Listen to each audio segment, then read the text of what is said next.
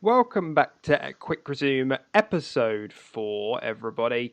My name is Deck. I am joined by my co-host Tim today for your weekly drop of Xbox chin wagging.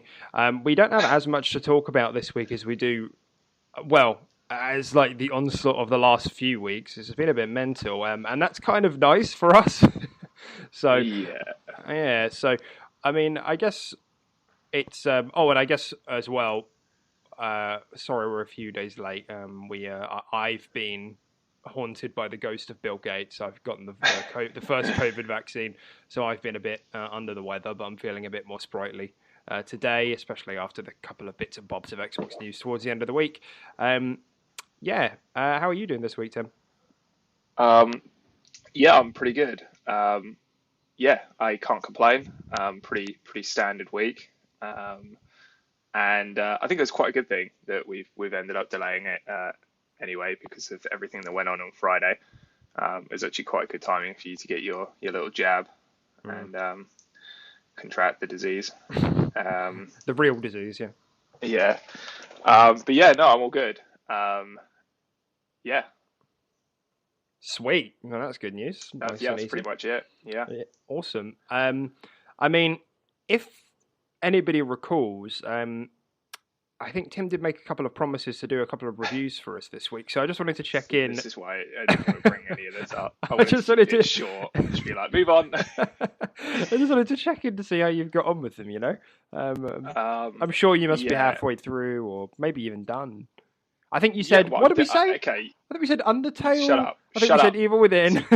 You set me up quite nicely for saying you must be at least halfway through because I am over halfway through Evil Within. So Ah, yeah, that's pretty that's good good. progress. I think I just finished like chapter 9 or something, and I think there's like 15 chapters in Evil Within. I haven't started Undertale, even though I did say I would. Yeah, it was just a pretty crazy week as I was very busy doing adult things at my adult job, and then we kind of just whenever we did get a chance to meet online, we all just kind of played Apex together. So yeah, I didn't really get around to doing any of that sort of stuff, but I am off. I've got some holiday I booked next week, so for the big long Easter break. So I am off from like Wednesday onwards. So I think I'll That definitely be sounds able to nice. get Evil Within and Undertale finished for next week for sure. No. Especially if they're only like if Undertale's only like 3 or 4 hours, I could probably just blitz that in a day if I really committed to it. Mm. So I think it'll take that's you a bit longer than 3 or 4 hours. I think maybe 8 hours is probably more realistic. But you tricked me. I don't think I did. Go back through the logs. Last week you said 4 hours. I don't know. Maybe I guess maybe it's Casually really double quick. it. Maybe it's Um, really quick. But so what yeah. have you played? Supraland? I think that was another one you said you were going to play. I never said I was going to play Supraland. That's you said that. I did not say I was going to play Supraland is Supraland. bomb, man. And Yeah.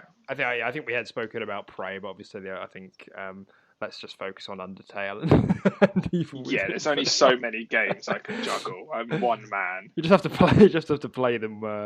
You get a second Xbox booted up, Yeah, exactly. play them Yeah, at I the do same have time. my X Consume. still. So, Yeah, um, but yeah. So that's all a work in progress. I know everyone is they are, dying man. to know. It's We're all unbelievable. hungry My for it. inbox has just been blowing up. It's unreal. I had to block like my tweeter, Your tweeter. no, my Twitter. I was just trying to sound old. Hmm. Yeah, no, it's yeah. I'm sure everyone is eager and dying to know, but it's a work in progress. Yeah, there's Hmm. only so many games I can play at once. Especially, I don't know. I'm definitely one of those people where like I like to just do one thing at a time. Like I don't like to. Oh yeah, If I'm playing don't. Evil Within, I don't want to play like a little bit of Evil Within and then play a little bit of Undertale and then play a little bit of Apex. Like it's because it kind of takes away from the atmosphere that you've built up in the game that you're playing, Yeah. especially something like Evil Within, where it is a horror based game, and then you just start going into other stuff. You kind of break that wall all the time. And Undertale as well would be the same thing. I'm sure you get wrapped up in what's going on, and it's just a bit of You could its say own that. world sort of thing, Yeah. and you don't really want to. So yeah, I think for the best experience, it's always good not to juggle loads of different games. I know loads of people do that, and I don't know how they can do it. No, I I don't know can't how stand people it. can be like, they can just boot up and play like an Assassin's Creed, then they can boot up and play some COD, and then they can boot up and play some FIFA, and then they can boot up and play some. They play so many different things at I know once, and I multiplayer just games are a bit different, I think. I guess it's a little bit weird if you were to play two single player games. Yeah, if Yeah. you were playing like Assassin's Creed and like Valhalla and Prey or something like that, I think that's pretty Yeah. weed. No, that is Um, weird. The if thought you're doing makes me angry. It makes me really like agitated.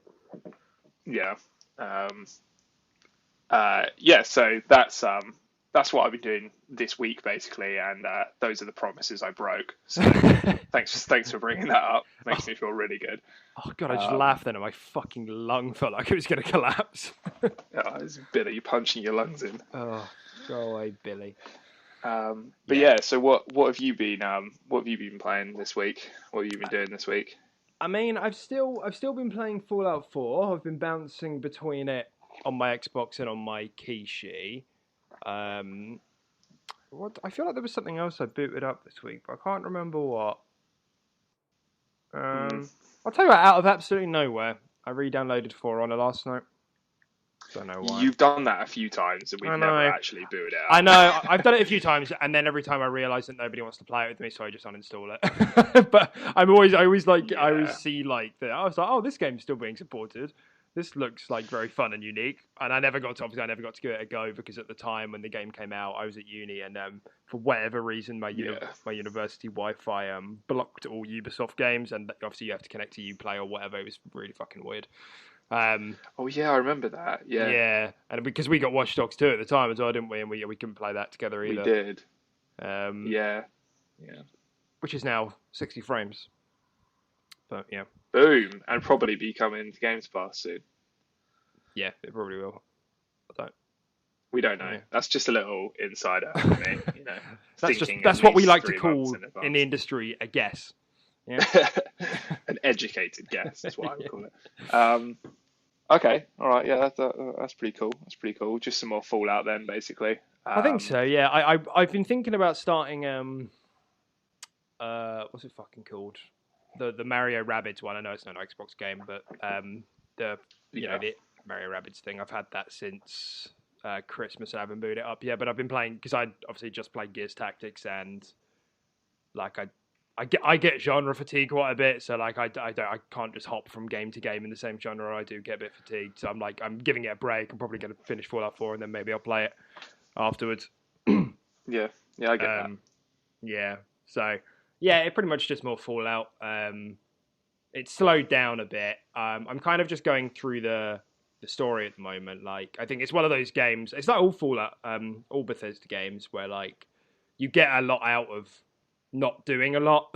Like like just fucking Yeah. about. It's like the best way to play Bethesda games. But I'm kind of at the point now where I'm like I'm just kind of playing through the story. I'm having a nice time. But you kind of move past that honeymoon phase where you're like, you just want to like have a look at every nook and cranny. I'm kind of like, Yeah. get me through the story. Hmm. Um, but it's cool though. The game keeps surprising me. Yeah, like I said last week, I am really pleasantly surprised with the game for a game that I think has quite a bad. Like, if you go onto the internet, generally you'll get the impression that Fallout 4 is a really not like a bad game, but it's very good. Like Hmm. I think it's really good. So yeah. Gameplay wise, it's excellent. It's mainly just the sort of the story and the dialogue options people weren't that happy with. Mm, Um, the engine upgrade was nice. It does look a lot better than Fallout 3 in New Vegas.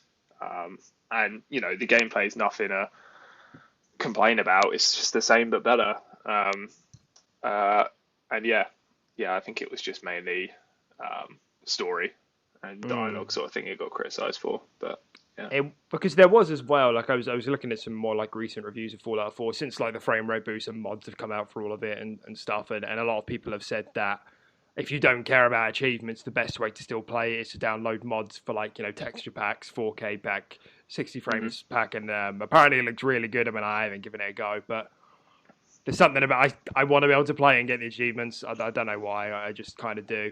Um, yeah, so I do. I'm a bit annoyed on one hand that I can't use all those mods and still get the achievements. I mean, I obviously understand why, but um, but yeah, it's Yeah, just one you of those almost feel fun like things. they should just like whitelist like a set of mods, just like texture mods and HD mods and stuff like that, and be like these don't disable achievements, but Yeah, anything that actually adds to the game, like a custom weapon or just yeah, wacky crap and powers and stuff like that, then obviously those are categorized differently. definitely. But yeah, because I know for a fact that you could boot up Skyrim in the state it is on Series X, and you could download a load of crap on that mods, and you can make it look great. Um, Mm, you can make it look like a not a 20 not like a 2021 game or anything like that, but you can make it look like a sort of late sort of 2017 2018 like nice looking game yeah, with great lighting and textures and stuff like that. But yeah, it's just whether or not you want to take that hit for the achievements. But I think yeah, most people probably would. But I think because this is your first Fallout game as well, I think there's an element of you kind of want people to know that you've played a Fallout as well. Like there is kind of a little bit of that. Um, yeah. Well, I guess yeah. I don't know. I guess just going into like the psychology of achievements and everything, but there's just kind of that element. Like I want to be able to look back and like have like that kind of stamp of like, oh yeah, like I played a Fallout game to completion, and you yeah, just I can like jog your memory and be like, oh, that's right, like I really enjoyed Fallout 4 when I played it, or obviously you get the game score of it. I mean, the number is a number, it's whatever. That's nice, but I kind of like the idea of it of like having that stamp there to like I either prove to myself, yeah, like oh yeah, like I played that and I enjoyed that, or other people, yeah, yeah, I don't know, but yeah. No, for sure. It is all about that stamp. That's why I play games that I really like Devil May Cry and stuff like that, and the hardest difficulty. Just so, well, not the hardest because that's mental, but I always pick like one of the hardest. So you know, because I'm a fan of the series and stuff like that, and I want people to know that I completed it on that sort of difficulty. It's kind of mm, like a flex in like a weird way. yeah. Um, but yeah, yeah, achievements are weird. There's loads of different things that trigger in your brain that make you want to do achievements, Yeah, but and there let's is not as well dive because into that. you do genuinely notice it when like, well, at least I have as well. Maybe I'm just a loser poo poo head, but whenever I Mm. go and play on the Switch and I'm playing a game, I'm like, man, I really wish I had like achievements for this, and it's just Yeah, ridiculous because it's like nothing, it's just like it's just that the system saying, well done, you did something. I'm kind of like, yeah. thanks, I It know. is weird. It is weird. It's like yeah, it's like Hades because I played the crap out of Hades on the Switch, and I was like I got great enjoyment out of it, but I was like I kind of wish yeah like I had achievements. Yeah, Like someone could see that I completed the game with all the weapons or something like that, yeah, or exactly. I could just see it for my own vanity's sake. And I know like games like Slay the Spire and stuff like that, they have like built-in achievements, which is Yeah, kind it's of not the cool. same. It's not the same, but it's still kind of cool. Yeah. Um, I know that recently on Slay the Spire I actually got an achievement. I say recently, it was like a month ago for like eating one of the bosses using the feed card, and I was Oh like, hey, yeah. that's an achievement for eating one of the bosses. I was like, Yeah. cool. Um, stuff like that. But yeah, like you said, they're not the same as like system achievements for sure. Mm. Yeah, But there is, yeah, it's just quite interesting. It's like that whole like check box mentality, and a lot of games even have like whole design systems focused around that, where like part of what the game wants you to do, it's like go over here and do that, go over and do that, and the game gives you like a nice, well done, yeah, objective complete, and big yeah, nice sound, and if you look at how the achievement system has been like polished and evolved over time, you can tell that it's taking cues from all sorts of psychology, really. The diamond achievements is one of the newer things we had this gen, and that was fucking great. I love diamond achievements. yeah. Diamond achievements are awesome. I think like there are some places where it loses its value a bit just because, like, if it's a multiplayer game or something, like, it just for whatever reason people don't seem to have many of them. But for the most part, if you get one and you're in the 10% and that noise comes up, like sends a shiver down my spine. It's Yeah, fantastic. yeah. It's Um, great. yeah, yeah, all cool though, all cool. So yeah, ultimately I decided not to forfeit the achievements, and I don't regret it, like, because there are some cool ones. Some things pop up and you're like, oh, cool. or like you're like close to one, you have a little look, or the system UI will remind you, it'll pop up and say, oh, craft 100 weapons and you've done like 90, and you're like, oh cool, if I just craft, it just gives you that bit more of a carrot to like experiment with some of the game's mechanics, and I think sometimes that can be quite a good thing, just because it's something not necessarily that you wouldn't have done or had the motivation to do, but just because it gives you that extra push to just experiment with it a bit more. Hmm. So yeah, Yeah, no, for sure. Yeah, all I fun completely stuff. agree.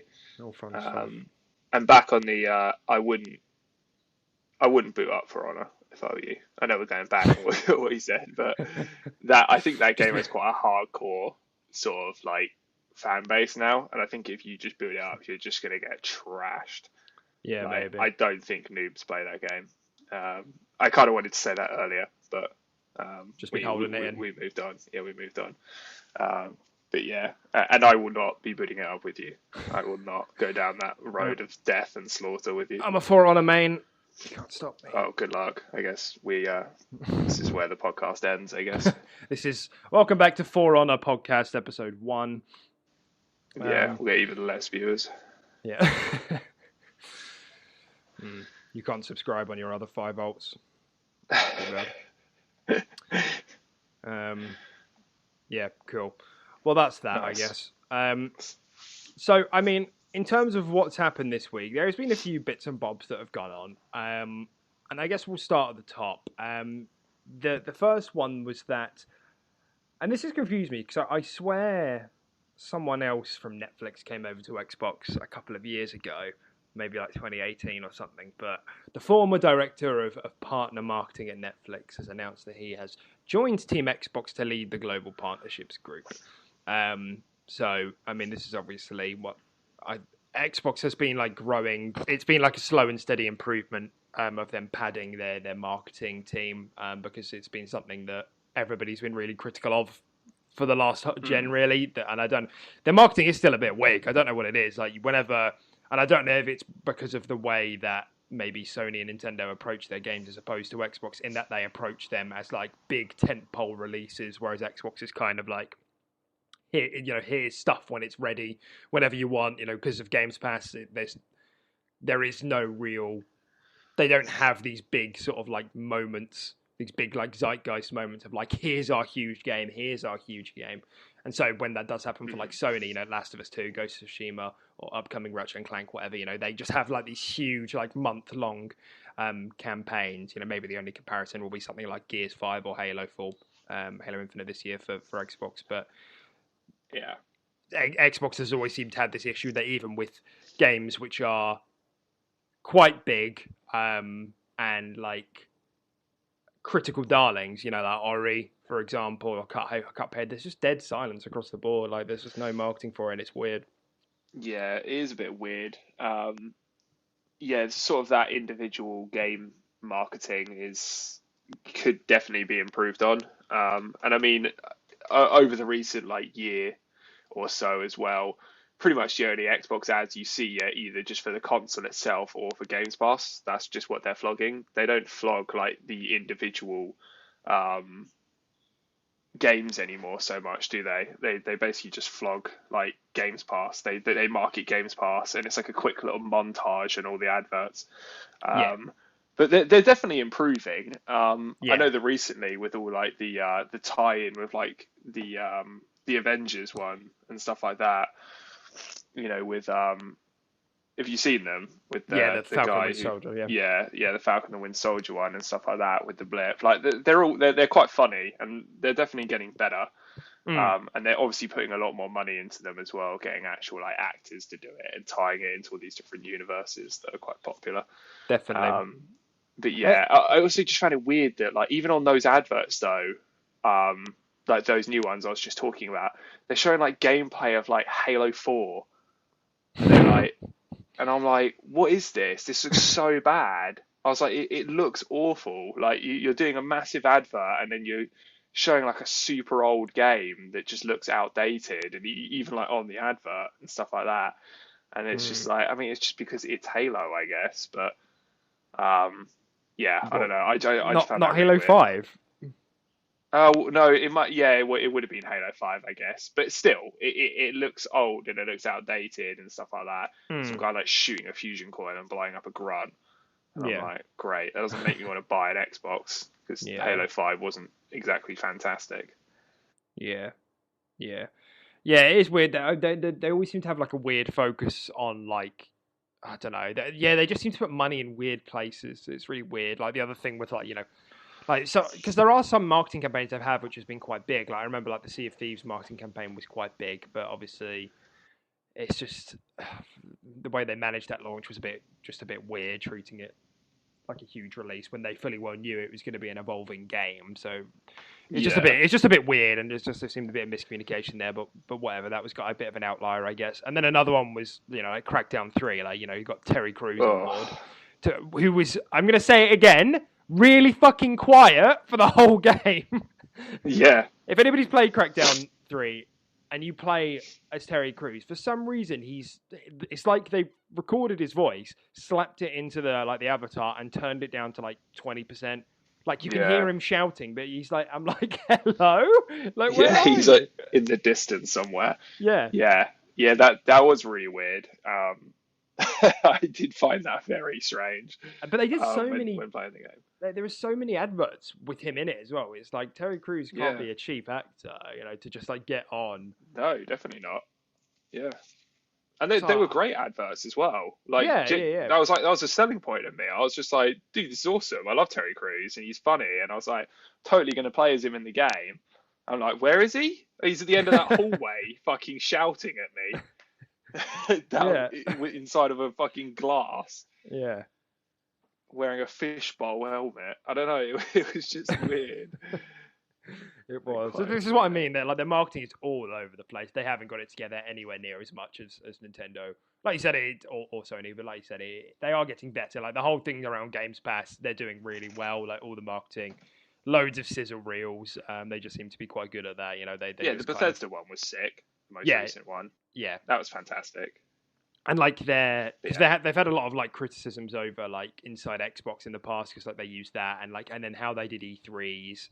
Like people would say, well, there's always that ongoing discussion about like how E3 should or shouldn't be done, and there's no real right or wrong way, is there? I do think it's a bit of a piss take when the community wants nothing but back-to-back footage of gameplay, and it's like it doesn't work like that. Devs have been working No. on this for 7 years. Let them speak about it for a little bit. Like oh, too much talking.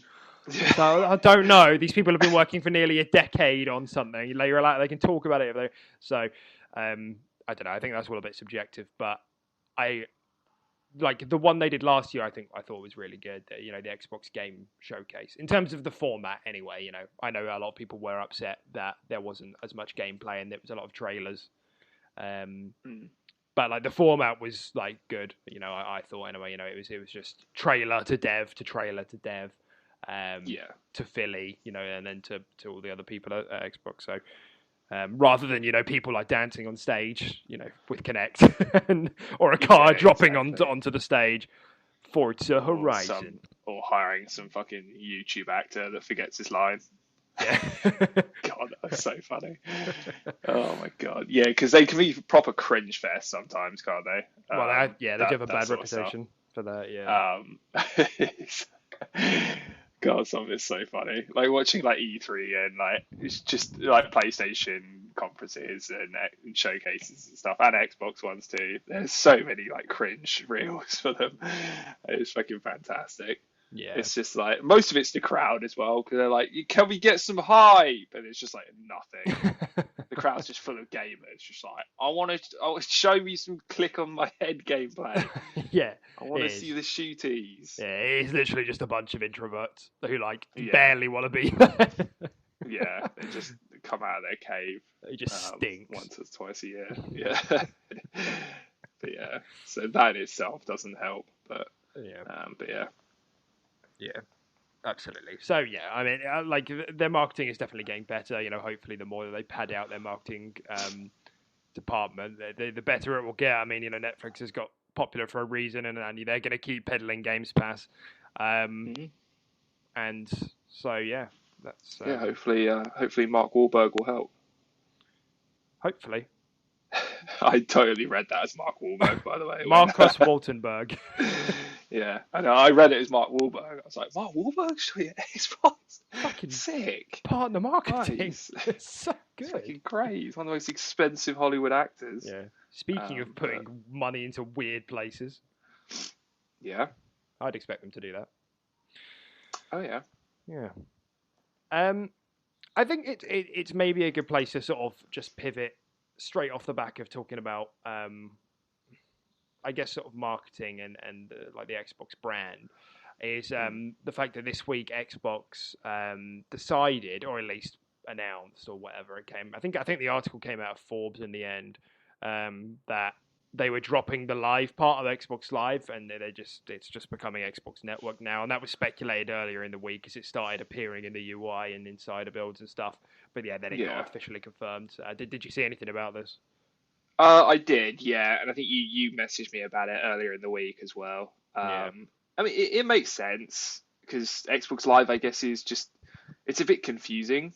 I guess that terminology, it kind of, I don't know, it kind of worked and made sense when it was like the only contender back when they first invented it, and they were like first to the curb for like multiplayer and stuff like that, and creating this online experience. So like Xbox Live, it's all live and out there. But now everyone's doing it. Mm. I don't know. I just don't think the terminology makes sense. So Xbox Network does make more sense, um, in terms of just what it is as a product. It would be less confusing, I guess, to all the mums and dads going into the shop to buy their sons some Xbox Live, Some Xbox some Network. Xbox Network. Yeah. Yeah. But yeah, so cool. It's not huge, I guess. It's just a simple like branding change. Yeah. But yeah, it just makes sense. And I'm assuming this is when they planned on doubling everyone's subscription, but they put it a load a bit earlier than planned. Yeah. But yeah, Never get over it. It's yeah. From what I heard, it's because they want to distinguish between Xbox Live Gold and Xbox Live in that they're different entities, and I guess it makes sense. But I mean, there are a lot of this because like you can get Games Pass Ultimate now, and that's the subscription, and as part of that, it gives you Xbox Live Gold. Like it's a bit ridiculous that you get a subscription, and that gets you another subscription, and that gets you EA Play, so that's the third subscription, and it just keeps cascading. So I think at some point they have to just cut out the middleman and be like,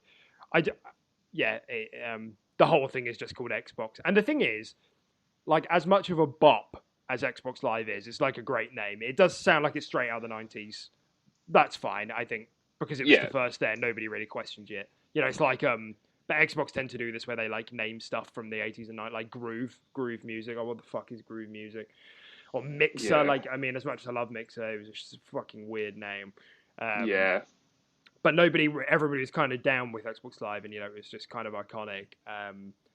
But it was to save the confusion. But the thing is, nobody ever called Xbox Live Xbox Live. Like nobody ever says, "Should we log on and play some Xbox Live?" Like nobody ever says that. So, in terms of like how we actually speak about it, I think they know it's going to have absolutely zero effect on. No, I don't think anyone's going to say let's log on and play some Xbox Network either. I fucking hope not. So I'm going to be like, yeah, straight after this podcast, be like, you want to hop onto the old machine, boot up the old Xbox Network, yeah, get some gaming going. Yeah, some of those video games, I'd love to. Yeah, we're actually 50, guys. Yeah. We're actually 50 years old. It's true. Proper dad gamers. It's true. That's how I feel. That's how I feel at the moment after that vaccine. Yeah. My heart's about to stop. Yeah, Jesus. Yeah, this splits this out quick before you die. Yeah. Yeah. Okay. But yeah, no, it makes sense. Yeah, and I think you brought the same point as me. Is Xbox Live it just seems a bit outdated now. So great, awesome. Do you know what other console manufacturer is called Network? Ouya, the Ouya network. The Ouya network, the KFC network, the Soldier Boy network. Oh, the Soldier console. Let's go. Let's fucking go. Yeah, no, PlayStation Network. Yeah, obviously. PlayStation Network. I don't know. Yeah, You could, it's just I feel like you could have probably sat down and come up with something better than network just to separate yourself, right? I'm trying to think of one right off the top of my head. Um, yeah. I don't know, something like Xbox Live. That'd be a good one actually. Xbox dead. Xbox fucking dead stonks. Dead donkey Xbox. Yeah. Um, Um. but, Yeah. What's Nintendo's one called? Not network. it's It's called just online, is it? Nintendo Online. I think it might just be Nintendo Online, or does it Yeah. have like an E in it? E something. Nintendo E Network. Nintendo E something. They tend to I throw don't E's in know. front of it. I don't know why. Hmm. But They're yeah, like it might just be Nintendo Online. yeah. Okay. Um, but yeah, Yeah. Okay. Well, that's that. I I'll mean, like I fact said, check I don't that think for we'll you. actually. I don't think we'll actually see anything come of that. Like, I don't. You're not going to suddenly see things being referred to as Xbox Network like releases or Xbox Network sales. It's not going to happen. They're just streamlining it to more Xbox. To be honest, like I said, people don't call it Xbox Live. Like, you just refer to it as Xbox. So Yeah, it it's is what it is. Nintendo Online. Yeah, Nintendo it's Online. just Yeah. Nintendo Online. Yeah. Okay. Yeah, I got confused because it's called the E Shop and stuff like The that. So I eShop. assumed like it was E something. But yeah, it's just Nintendo Online. Yeah. Yeah. So, excited for the rest of 2021 on my Xbox network. Me too. Okay, we've got a couple of dribs and drabs before we get back to some more of some good stuff. There was some leaked gameplay from a technical test from Rainbow Six Parasite / Quarantine. We've said both because I think the name Rainbow Six Parasite appeared on the Microsoft Store, but supposedly the name of the game is Rainbow Six Quarantine. Parasite is Hmm. apparently the code name, so who I don't know. Yeah. And for those that don't know, this is meant to be. We've had a trailer for it, haven't we? We've had like a proper trailer. Yeah. It's like a, I guess, spin-off of Rainbow Six Siege.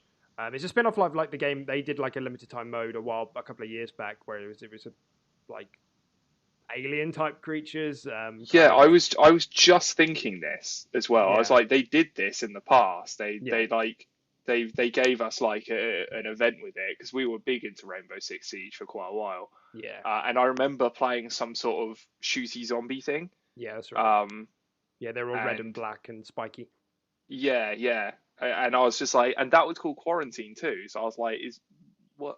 Was it? I know nothing about this as well. Is this a full game Yeah, it's a separated full from game. Siege? Yeah, So because is it 50 quid we or don't know. 55 quid? We don't know. I reckon it'll be like a 30 quid game. You know, a half price game. But I mean, I could be wrong. Yeah. Because I'm a dumbass and I picked it in my fantasy critic last year, so shows what I know. Yeah. Yeah, that's basically it.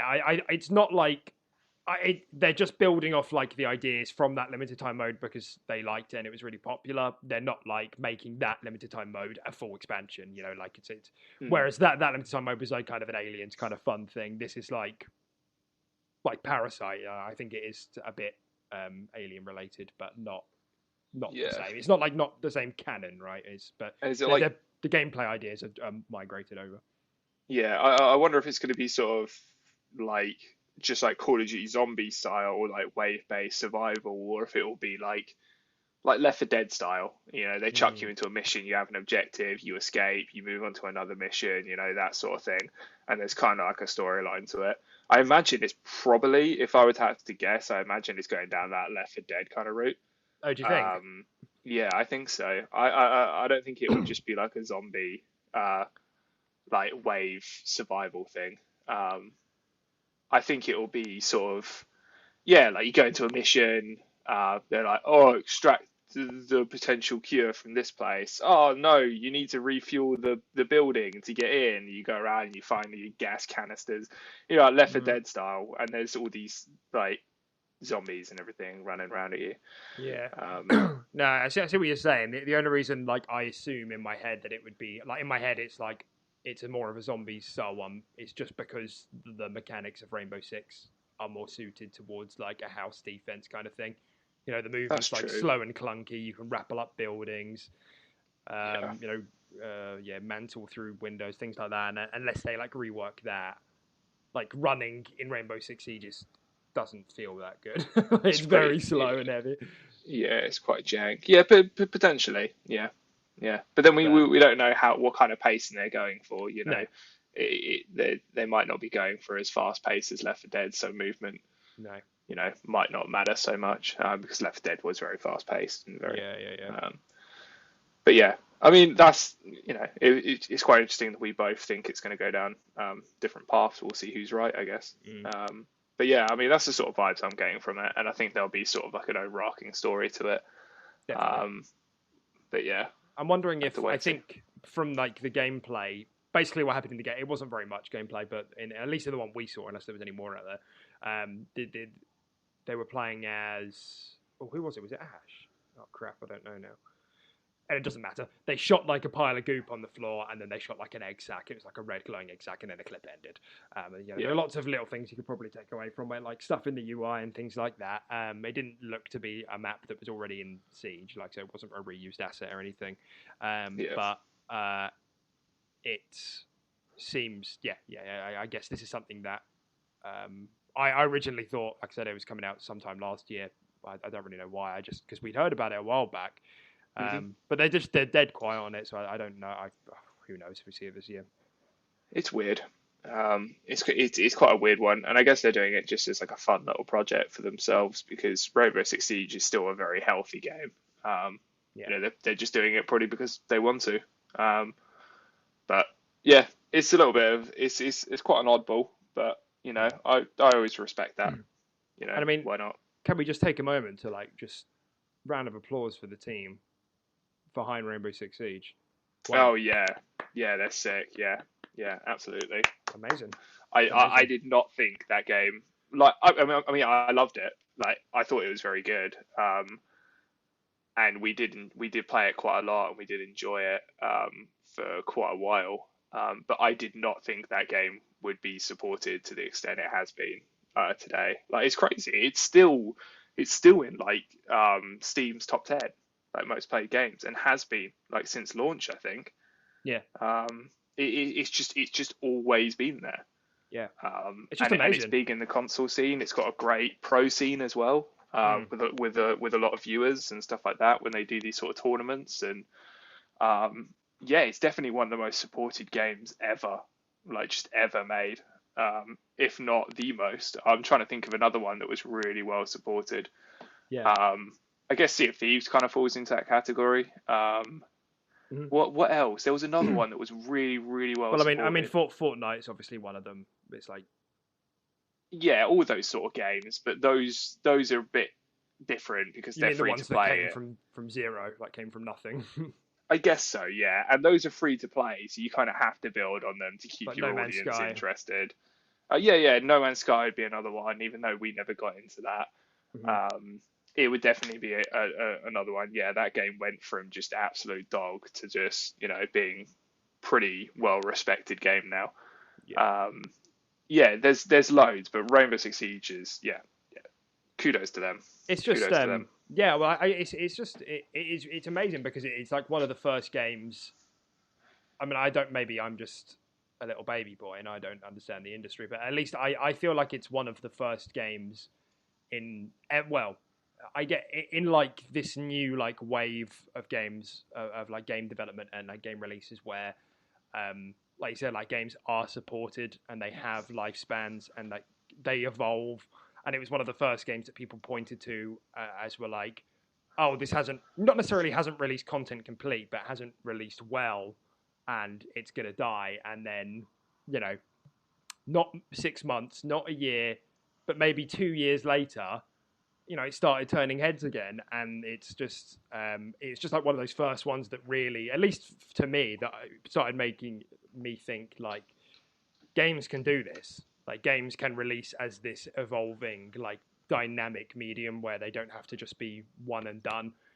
I mean, obviously, well, we had like games released before, multiplayer games and expansion packs, but that's not really the same because Mm. the game ultimately stays the same and they're just additions. But Siege just like constant balancing updates. And I know multiplayer games have existed before, like Team Fortress 2 or whatever, the big ones. But Siege did it to a whole different level, and it was like one of the first ones to do it like successfully and kind of turn the ship around from like mixed, reception to like overwhelmingly positive.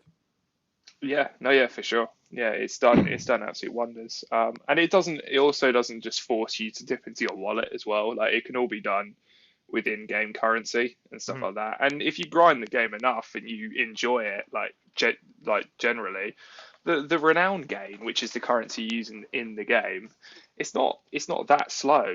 Like if you play it a healthy amount, you will be able to buy these new operators with that currency. So it doesn't force you to dip into your wallet, but obviously you have the option of buying them Yeah.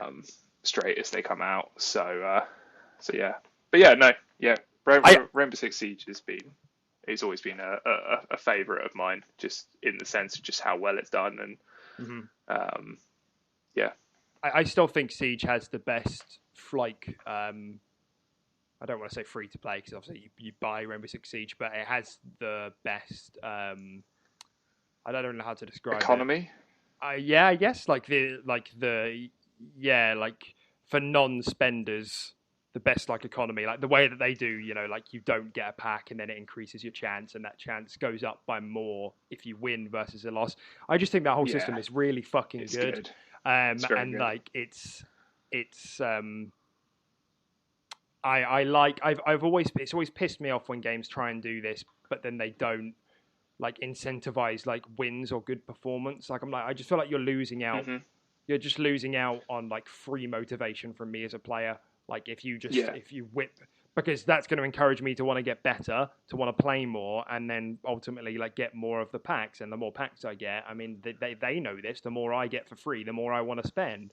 So it's yeah. just if I look at something like Apex that we obviously play all the time, and like I'm max level now as of like a few weeks ago.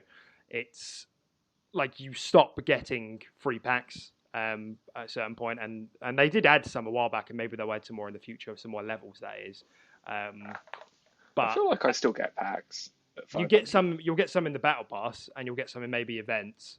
Um, so like Oh, you'll get some I every okay. what? For some reason, I thought they still did the thing where it was like, because you still have your XP bar that you And you level complete, up. even Yeah. though you're level 500. Yeah, I still thought they did the thing where you complete it, you get 600 of those red things that no one cares about, and then if you complete it again, you get a pack, and then if you complete it again, it goes back to the red, and then so like once every two full bar Oh completions, you get no, a dude. pack. I No, thought, no, no, no, is no, no, that no. still not a thing? It throttles exponentially. Yeah, from like level 1 to 100, you get one every level. From 100 to 200, it's like once every two levels, 2 to 3 Yeah, every yeah, three levels. So like by between the levels of 400 to 500, you only get 20 packs because you get one every five levels. that And then blows. after that, you don't get any more. You stop getting them for Ah, free. So you'll get some with the battle pass, which you've now finished, so you won't be getting any more. And like I said, fuck. yeah, like the free event pack, free pack events you get maybe they usually Yeah, give you like two or three, don't they, across the whole thing? And so they something like that. throttle Yeah. it. But it's just like if they literally just copy pasted the Rainbow Six Siege thing on it, I would be dead happy with Oh that. yeah, Just like like I'm just just spin me thinking about one. that now. Yeah, Yeah, exactly. that Like would be if you so. get a win, you get Yeah, a more percent, or like the higher you place, just do it on the rank point system. Literally, just take the rank point system. You know, in a casual game, if you got like plus 70, that can be plus 7%. And then just do it like that. yeah, and even if they're afraid of that being too much and people getting too many packs, so they won't want to dip into their wallet and buy some or anything like that. I think you just make it small percentages. Like I'd take even small percentages, like fucking like I don't know, like 1 or 2% for grabbing a win. But that eventually builds up throughout the day. We have 4 or 5 wins. We got a 10% chance to hit a pack Yeah, by the day or something like that. So you could make it like really really small, even if you're afraid of giving away too much. But yeah, that would be really cool to just be like, oh, we got a win, and then it just rolls us a chance to get a pack. yeah, Or if we don't get a exactly. pack, it's just like, well, we've banked 2%. Maybe next win we'll hit a pack or something like that. That's actually a really really cool idea. Like I'm thinking Yeah, about it, and I'm thinking why is that not a thing? I've always loved that system, the Siege one. It's Yeah, so good. yeah, it is very good. Yeah, it's Yeah, it's it's one of the things I actually forgot about from Siege, but now you bring it up, yeah, it's amazing. It's very good. yeah. So For sure. It's it's just interesting how that all kind of works, and like I mean, hopefully we see more games sort of adopt things like that. Like if you are gonna like make an evolving game or a long supported game, like I think most people understand and appreciate that it needs to be supported, through money. The game, everything can't be free, but at the same time, Mm-hmm. allowing players to have an avenue or a path to getting free stuff is really good. And I've always felt that tying that to like performance, at least a little bit, is going to give people a lot more of a drive to keep going. To do Yeah, more of it. yeah, no, I completely agree. Yeah, for sure.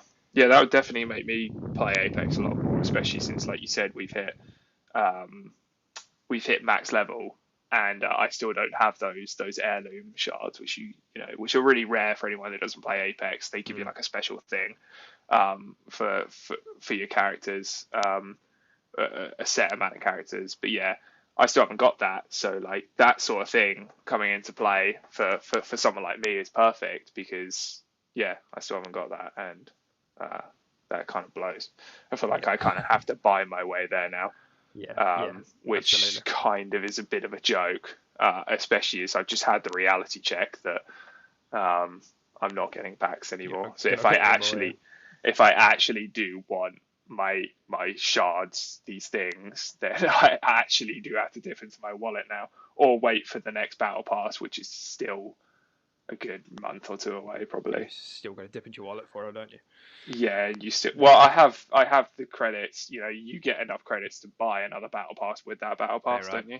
Yeah, So you do, but it's kind of yeah, there'll be another event coming up, like in the next few exactly. weeks. So yeah. Yeah, I think they have got another. But yeah, anyway, enough on that. But yeah, that is a really cool incentive for sure. I would absolutely love for them to bring that, and for more games to adopt that. That'd be amazing. Yeah, absolutely. So there was again another one of the I said before that we'll go over a few little bits and we're on that for like 15 minutes. But supposedly Battlefield 6 might be revealed in May, according to insider Jeffrey Grubb. Battlefield 6. Does the idea of Battlefield 6 do anything for you? Not really. No, I haven't played a battle. We were talking about this last week as well, that we're not really big into Battlefield or COD anymore. I mean, we were always COD boys back in our younger days, back Mm. in our young twitchy days. Um, we were never huge on Battlefield anyway, but yeah, I think the last one we played was Battlefield One, and I still don't think we bought it. I just think we played a lot of the beta, Mm. and we did enjoy that beta, but it still wasn't enough to push us over and to buy it. I don't think. Yeah. Um, Correct me if I'm wrong, but I don't think we bought it. No, Um, I don't think we bought it. Um, but yeah, so it doesn't. Yeah, it doesn't really do much for me, but I don't know how it's going to tie into EA Play and Games Pass and stuff like yeah, that. it So won't launch into it. Well, you I guess I know, can't say that definitively, but I don't think it yeah. will. So if it comes there, if it's got a cool theme to it, I have no idea what the theme is for Battlefield 6. Like, they've never really gone future or anything like that for Battlefield. It's always been They've done quite modern. boots on the ground and, Yeah. yeah, modern or just present time or past. They did have one, didn't they? They did have one a while back. It was called like Battlefield like 2077. I can't remember the year, but there was one a while back. But yeah, they haven't done one in recent years or like on the same scale of like a mainline Battlefield game. Yeah. So yeah, depending on what the premise is and what timeline they go for or whatever, it might interest me. Battlefield has always been a pretty cool game to me. The ones I have played, they have great game mechanics and fantastic graphics and stuff like that. So, Mm. and it's cool. Like, you can get nice big squads if you're mates too. It's not so much you're limited to three like with Apex or something like that. You can expand more. We can play with more of our friends and have an actual squad. And the roles are cool, like medic support, all that sort of stuff. Yeah. Battlefield is cool. I would enjoy it for sure, but I wouldn't enjoy it to the extent of spending, especially with the increase on price of next gen games. I wouldn't spend 65 or 69 quid on it. I don't Yeah. think. But yeah, cool.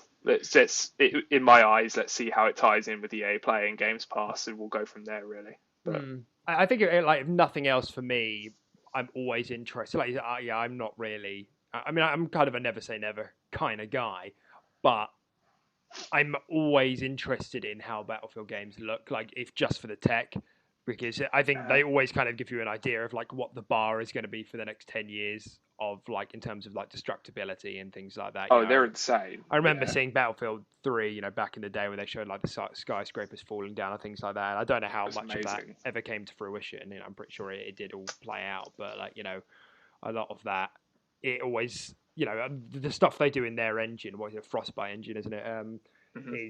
Is crazy. And I don't know if this is going to be a cross-gen game or just a next-gen game, but if it is next-gen only, which I really don't think it will be, but it will give you an idea of what some games are going to be capable of doing for the next gen. Yeah, it'll be really interesting to follow just for the tech spec of things. Yeah, exactly.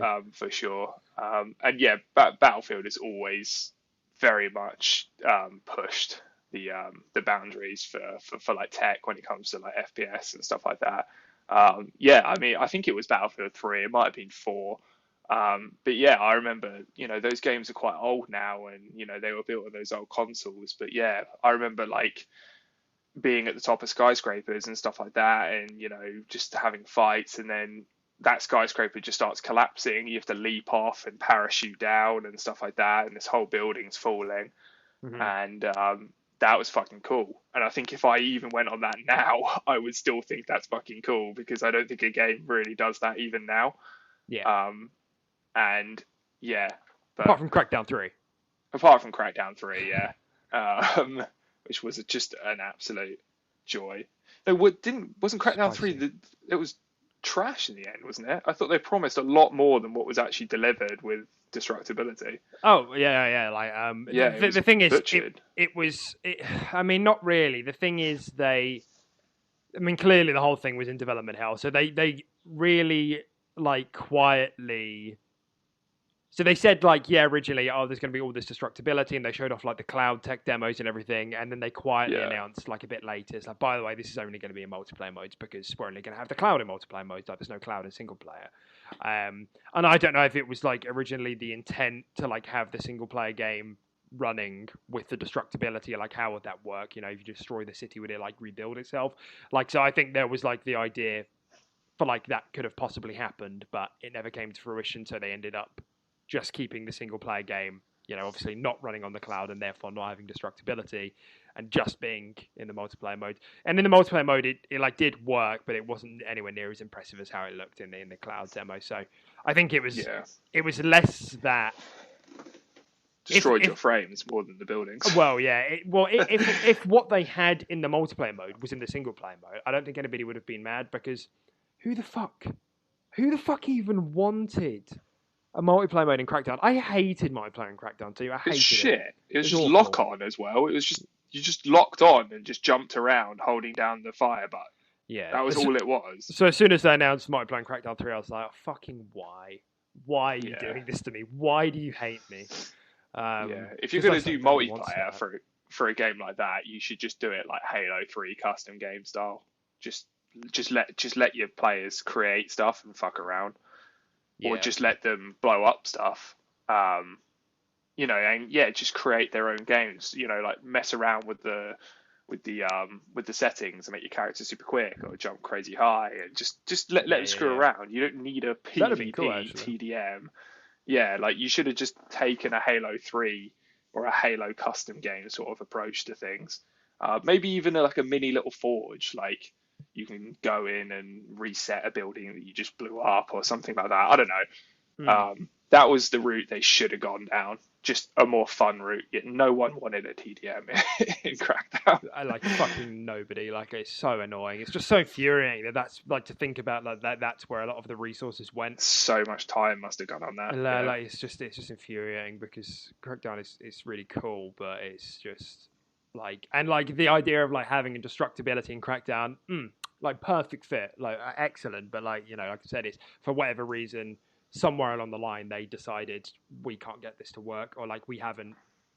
I don't know if it was ever the plan to have it in the single player game, but like in my head before, like that was the deal. You could play. In the city with your friends, you could just like detonate parts of the city. Again, like I don't know. This would be really difficult and complicated to design around. Like, you know, if you had like a gang hide out to storm and you could just detonate the whole building, like how the fuck does that even work? Like, so this would be genuinely Yeah. very difficult. But the game is in development for the best part of a decade, so like it was you know, I just feel like it could have been done, but at some point they decided, oh, you know, the technology they put into the cloud tech demo, so we might as well use it somewhere. Let's make a multiplayer mode. Oh, good. Yeah, exactly. So, I feel like it was a case of they showed off maybe a bit too early, and yeah, then people were like, I really like that, and they were like backed into a corner where like, oh, I guess we have to put it in somehow. yeah. I think, and then they just came up with this half baked idea, probably while they were half baked. Yeah. And yeah, it just God, Crackdown 3 was a bitter disappointment, especially as someone a huge fan of the series. I fucking loved Crackdown 2. Yeah. And I would say 80% of my time in Crackdown 2 was spent fucking around with you. It was not spent playing the game seriously, and I think they needed to just. I'm sure that was the same with a lot of players. They needed to just take that on board and just be like, let's just make our game fucking fun. And they're like, what about this? You know, it's just like, who cares? Just make a game with no rules. Like, Yeah. I genuinely think that's what you need to do. Yeah. Just make a game with no rules. It's always the best part of Crackdown. Yeah. It's just the sandbox element. Yeah, 100%. Yeah. And I mean, like, the thing is, like, Crackdown 3 still had that. And that's the thing. Like, when I think about my time with Crackdown 3, I still had a good time. But, like, I'm not going to beat around the bush. Like, it was buggy. There were bits which were clearly unfinished. Like, the story was fucking bizarre. Yeah. Yeah, so, you know, it's whatever. But, like, you know, overall, it was Crackdown. It had the whole agility orb stuff, which for some reason nobody else has, like, tried to replicate the whole orb thing, because, like, that still felt really good. But, like, to be honest, the whole game still felt quite outdated, and I don't mean that, like that is in a good way. Like, I just feel like the whole thing needed a rework from the ground up, rather than trying to, like, emulate what Crackdown 1 and 2 were good at, because those games are, like, 15 years old now. You know, so it's like it just needed to, like, keep the universe, keep, like, the philosophies of, like, sandbox in a city, you know, super agent, like, evolving over time, getting orbs, and just like, you know, evolve the engine and just go from there. You know, in my head when they announced it was going to play something like what Mass Effect Andromeda played like. I never played Mass Effect Andromeda, but I saw how it looked, and it was kind of that, like, zoomed out, like, over the third person, like, kind of shooter, hyper mobile. I guess not maybe hyper mobile, but more mobile. That's kind of in my head how I thought it would look, you know, like more realistic kind of style, maybe. Still with the cell shading, but yeah. I never felt crazy overpowered in Crackdown, and I think that's one of its major issues was the fact that I never felt like a god even when I was fully evolved, and they subbed out a lot of the stuff for just weird things. Like, I know agility orbs, and the way they did agility in Crackdown 3 was as you leveled up, you gained, like, extra jumps. So as you leveled up your agility, you could, like, jump, then jump again, then jump again, then jump again. But in Crackdown 2, when you leveled up your agility, it just allowed you to do one fat off leap. Like, you could just leap a building. There was none of this double, triple jump shit. And I think that was way cooler. Yeah. To just leap a building in one than to just hop around like a bunny. Yeah, I agree. Like, your jumps still felt quite human, but you just had, like, six more of them. Yeah. Yeah, you just had, like, six of them. And I think, like, why? Just let me leap the fucking building in one. That was badass. Yeah. But anyway, Crackdown 3 was okay at best. That's our rant on Crackdown 3. Yeah, maybe we'll see Crackdown 4. These small topics, we just go. Yeah. This is what happens when we don't have as much. Where don't have as much news. We'll just rant about several things at a time. Anyway, let's move on before we keep going and get lost in this. Yeah. Because the next thing is quite big, and that is, of course, that Microsoft is in talks to acquire Discord. Whatever the fuck's going on here. I mean, I know we've joked about it a few times now about the wallet being open and, you know, Phil having Satya's card. It's going in, dude. This seems a bit mental. I mean, to be fair, this does seem like more of a Microsoft purchase than an Xbox purchase. If something was going to happen, yeah. yeah, it makes sense as well because they're branching much more into this PC just blending in with console sort of thing, and owning Discord makes a lot of sense because you could talk with your PC buds Mm. playing on console. You just talk through Discord, or they would Yeah. integrate it somehow into the Xbox network UI, Mm. um, or something like that. Because right now, if we had a mate on PC, we wouldn't be able to talk to him. We'd be able to play with him, sure, but we wouldn't be able to talk to him unless there was like an in-game chat. Yeah. So them acquiring this makes complete sense because yeah, they're trying to go more into that territory of just blending the two together and making it just one community sort of thing. Um, and Discord is like the biggest one for that. Like it's Yeah. massive. Everyone uses Discord. Um, so, but yeah, It's probably something like, because it's something which is, it's probably a Microsoft purchase rather than an Xbox One. It's it's not anything that they would probably lock to the ecosystem, to the Xbox network, like you say, because I think this is something that they would buy because they see genuinely a lot of value in it, and like having. And this is one of those things which is, I guess, is really heartwarming. I think, and this sounds really pathetic. It's like I'm not kissing the boot of Microsoft as a corporation, but I think it's quite good that, and it hasn't even happened yet. It's entirely hypothetical. But like, in my head, the idea is they buy it because, like you've said, because it only makes sense. If they're being really strong advocates for cross-platform play, and Discord is the big cross-platform, you know, communication tool. communication. Yeah, exactly. Like they're going to use that and put that in place and try and integrate it. Like, then I really don't see a world where they buy this and then they say, right, well, Discord is going to be exclusive to Xbox and PC. Like, I don't think they're going to say, we'll slap this on PlayStation as well, because I don't see the benefit to them doing that. Like, I think that this is something they would acquire because they see a lot of genuine value, like Mm-hmm. financially in the long run, but also a lot of value in the industry like this. It kind of pushes that cross-platform aspect, and that is good for them. Like, the more Yeah, people they have on more devices, the better, because they have the biggest foothold in terms of devices. Like, people forget that. Like, if Xbox is now Xbox and PC, that means Xbox has the biggest user base. That's more than all the mm-hmm. PlayStations combined out there. So it's all Yeah, Switches. yeah. It'd be silly to lock it just to Xbox and just be like, yeah, you have to have a Microsoft account to use this service. Yeah, Yeah, because exactly. at the end of the day, just having users on the service, yeah, and using your tool is giving you financial gain. It's, you want to keep it as open source as possible, but you can just manipulate it to work better for your platforms as well without locking it on everything else. You could be like, we're going to buy this because everyone uses it and it's just a giant in the industry. Mm. And we can also use it to help our Xbox console players communicate with PC players. We can create this feature and stuff like that. But yeah, they shouldn't lock it, and I don't think they'll lock it. But it's just a very smart purchase. It's just, yeah. Mm. I mean, Bethesda are probably a bit upset. They're Yeah, like, you paid them 2.5 billion more than you paid us. yeah. It's That's it. weird how that We're leaving. works. Yeah, We're out. it's crazy. That's like seven or I eight don't understand studios, how like so how many Discord IPs. is Yeah. worth more than Bethesda. In my eye, it doesn't. I mean, yeah, I guess it is, but it just The doesn't thing make is, sense to me. yeah, the thing is, we just don't know. Like, because with a lot of these deals, my understanding is that there's more that goes on other than just money. Like, so Mm. when we're talking about like Bethesda, for example, Microsoft buying Bethesda isn't just a one way. Like, Bethesda get quite a lot out of being part of Xbox, so that's part of the negotiation. You get access to our tools here, you get access to our teams, Yeah, so that's like yeah, part of that probably drives the price down a little bit. Whereas for Discord, who fucking knows? yeah. No idea. But like, you did make an interesting point there. Like, you said something about Microsoft accounts, and you said that you don't think that they would lock.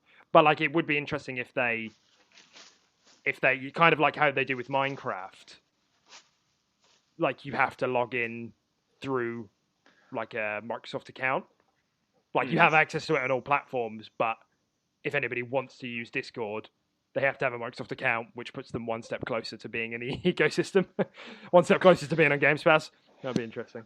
I don't think they'll do that because there are other communication tools out there. There's plenty. I mean, off the top of my head, I can't think of any, but I know there's plenty. Yeah, yeah, yeah. So that they won't want to risk that. They won't want to force people to do something different.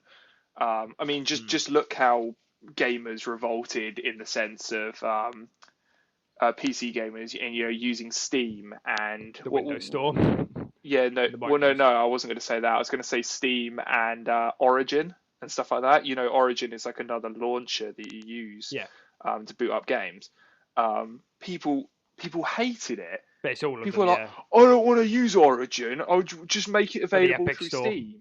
Yeah, Yeah, and the Epic Store as well. And it's just like, but it's just a launcher, bro. Like yeah. it's not doing anything else. Like there's nothing different. Like it's not impacting your gameplay or how your game runs or how it boots up or how you communicate with your friends. But they still hate it. They're like, why should I have to click on a different icon? It's just like, well, I can't so stand this. it's a really delicate procedure, and I think they'll have the option to be like sign in with Microsoft or just create an account with your email. I think they'll have both options. Mm. Just like I said, to just sort of help um, their PC and Xbox community just blend together a bit more using that tool. But then I do think they're going to keep it relatively the same. It's very delicate. Gamers are crazy, man.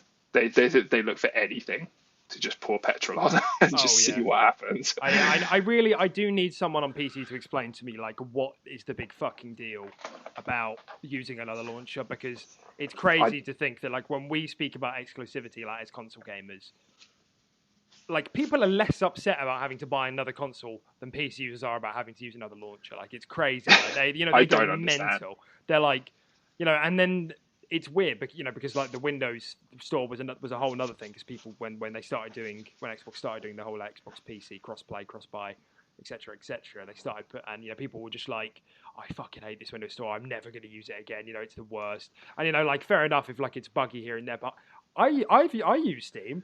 I don't like Steam has everything on it. I don't like the interface very much. It's not nice. Like I don't think it looks nice. I don't think it's easy to Yeah, navigate. But whatever. I know they do a lot of deals and whatever. So I guess it's just like this cultural thing, and it's just yeah. become a bit of a titan. But yeah, I would need someone to explain to me like what actually is it that drives you insane about about using another launcher. Like what is it? Like help me I mean, understand. yeah. I mean, it would be nice to know. I mean, like generally, I know we don't have too many viewers at the moment. But if anyone does play PC, feel free to answer that question Yeah, below, or just let us know, because I don't see the fucking problem with it. Like, I don't care that I have to close Steam and open up Origin to play something, and then when I'm done with that, I open up Steam to play something else. yeah, I mean, sure, there's a slight inconvenience, great, but like, yeah, I'm not gonna just kick off and be like, I'm not buying your game because I don't want to use that launcher. Like, yeah. people genuinely do that. Like, It's just I don't understand it. To me, Yeah, and it's been it this doesn't make really sense. funny effect as well because of like, I mean, this is, I'll try not to go too much off topic, but like with like exclusivity being a bit of a hot word over the last 10 years, over the last generation or whatever, especially in the console space, but still a bit in the PC space, it, since the Epic Store has, you know, got on balls and decided to start locking content and buying content to its platform, PC users have finally gotten to have, like, if there are PC users out there that don't also own a console, like finally experience the pain that we experience when a cool looking game is locked to another platform. Except the difference is you have to click two buttons. You have to click Yeah, install and then you have to click open. And like a lot of these times, Epic are even giving these games out for free. And like, so when you go on like Reddit threads and everything, maybe a bit less so now, but when they first started doing it, everybody was like, "Oh God, like I've got to open Epic and install this free game. Oh, it's so hard to be me." And it's like, oh, this is a first world problem. Like it's like it's just so peculiar. I mean, I don't know if it's just because like this idea of exclusivity maybe isn't something that the PC crowd are used to, whereas we're very much accustomed to it on console. yeah, So like having to use something you don't want to use to play something you want to play is kind of foreign to yeah. that crowd maybe. I mean, I know there is like the launcher is there are like stability issues with launchers as well. Like if Yeah, your yeah, yeah. launcher crashes, your game crashes, sort of thing. So there might be a case of I don't know the tech specs behind it, but yeah, maybe Origin crashes more than Steam. maybe Steam is a more reliable launcher. Maybe it's something like that. But I don't think it is. I just think it comes down to the inconvenience of it and just gamers being gamers. Yeah. Like I really can't see like Origin crashing 80% more than Steam on average. Like I would find that very weird and Mm. probably not true. But yeah, I don't know enough about it to give an honest answer on it. But I just find it weird. But Yeah, no, it is weird. um, but yeah, so I mean, back on the Discord, yeah, topic. That's what I think. That I don't think it would be smart for Microsoft to do anything with Discord in that regard. It's very delicate. You're walking on cracked glass like all the time. Yeah. Just keep it as it is and just tailor it to your platform. Uh, it having more features for your platform, but But yeah, everyone else can just use it as they are as well. people have like jokingly said like get Nitro as part of Games Pass. I Yeah, don't know what Nitro does, but yeah. I mean, yeah. it's the premium Discord service, isn't it? Oh, okay. Um, yeah. Cool. Yeah. So that's that. Yeah. That's Discord. We'll see what happens with that. I think there was some recent insiders who are saying that they're fairly confident that that it's going to be going through with Microsoft. So we will see. Yeah. All righty. Oh. So sorry, my PC just shouted at me then. So I just wanted to give you a weekly check in on Starfield news because it seems to have become a bit of a running topic here. Because I am really wanting it to come out this year. So a Yeah. couple more insiders have kept adding to the conversation, and it seems to be a lot of the chatter has settled on maybe for this year. So Okay. the target is for this year, but nobody is sure or entirely confident that it will make this year. So by the sounds Okay. of it, Well, it'd be yeah. if there's one game that they're going to have to push out of this year, it's going to be Starfield. I think they'd rather keep Halo Infinite. If the two end up being so tight on each other's feet that they have to push one out, I think they'll just push Starfield out because Starfield hasn't even been we have not had a release date yet, whereas Halo's obviously had a big delay. So Yeah. yeah, Yeah, for sure. Yeah, no, it'd be really cool to see it this year for sure. Yeah, it's definitely one that I'm keeping an eye on, and I would definitely play as well. So Games Pass. yeah, yeah, exactly. Fingers crossed for 2021. Yeah, we'll be back Um, next week with your weekly dose of Starfield speculation. This is yeah, just a Starfield podcast. yeah, Um, basically. Now we did touch earlier on the whole thing with Xbox Live doubling and the renaming of Xbox or Xbox Network doubling, Xbox Live Yeah, to Xbox Network, and as part of the thing that they did for that, as part of the apology or peace offering, I guess, was that they said they were going to be removing the barrier of Xbox Live Gold for free to play games and for parties for people without Xbox Live Gold, and that's something that's gone live on some insider builds this week. So that's going to be imminent. Any thoughts? yeah, that's pretty cool. So basically, you'd be able to just chat with people, be in parties with people without needing the paid subscription, Yeah, right? yeah, So because yeah, yeah, yeah, obviously Xbox was really behind on this. For do you know what? I don't know about parties, but for free to play games, yeah, you couldn't play free to play games unless you had a Xbox Live Gold subscription, which is really really dumb. You're already paying yeah, for Wi-Fi. It's ridiculous to then be arbitrarily locked out because you're not paying yeah. for another service. It's silly. Yeah, no, yeah, that's very cool. I do think, yeah, they were probably just behind a bit in the times on that regard. So it's nice that they're finally actually catching up and offering the consumer this. Well, I say offering, Mm. just the consumer should have it anyway. Yeah, I mean, that's nothing but positives. Mm. Um, So yeah, good, very Yeah, good. yeah, it's good, and I'm glad we finally got there. So Hmm. yeah, it's good for everyone out there who isn't on Xbox Live Gold or is.